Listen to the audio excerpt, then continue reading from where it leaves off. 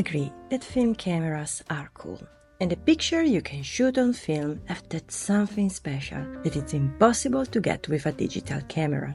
As someone who normally uses a Minolta 7000 and loves to have control over settings, I had to bring a film camera with me to New York.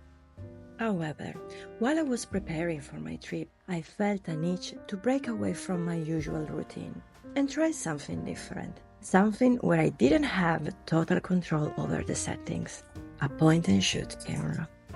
I settled on the Olympus MJU II, the most loved compact point-and-shoot camera on YouTube. With its reputation for delivering impressive results in image sharpness, I was eager to see how this camera would fare in capturing the energy of New York City.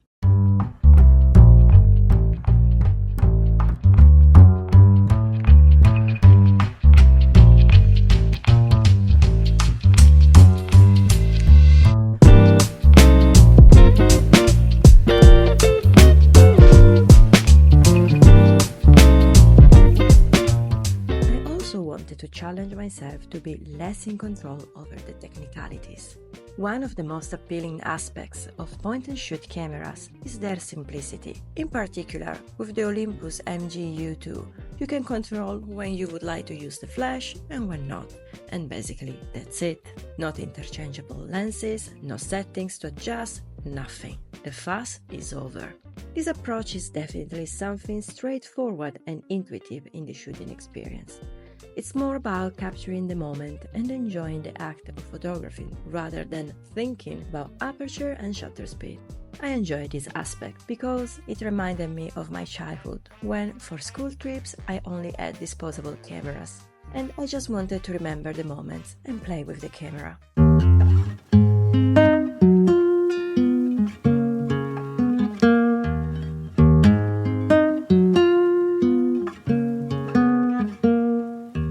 On the other hand, I struggled at the beginning with not being able to control the settings, but changing habits is difficult and I just needed a little bit more time.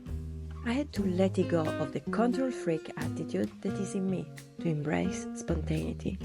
Another reason why I opted for the Olympus compared to the Minolta is the portability.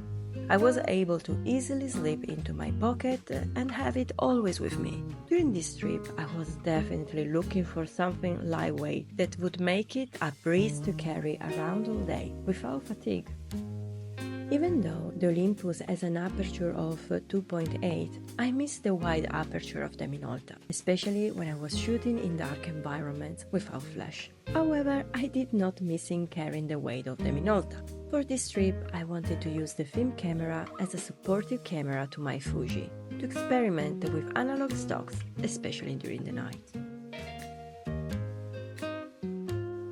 For some reason, some of the picture came out with this ring of fire, which apparently is due to degraded foam rubber seals on the lens and seems pretty unavoidable. On Reddit, someone suggested opening the lens when you're ready to take a photo and then rapidly closing it after the shot to prevent the presence of this ring. I will let you know in my next use of this camera.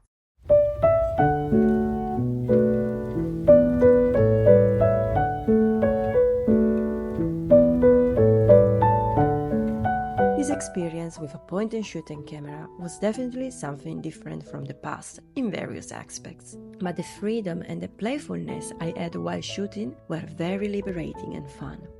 My aim was not to achieve the most amazing shots in the universe, but to enjoy the moment and save it in an analog one.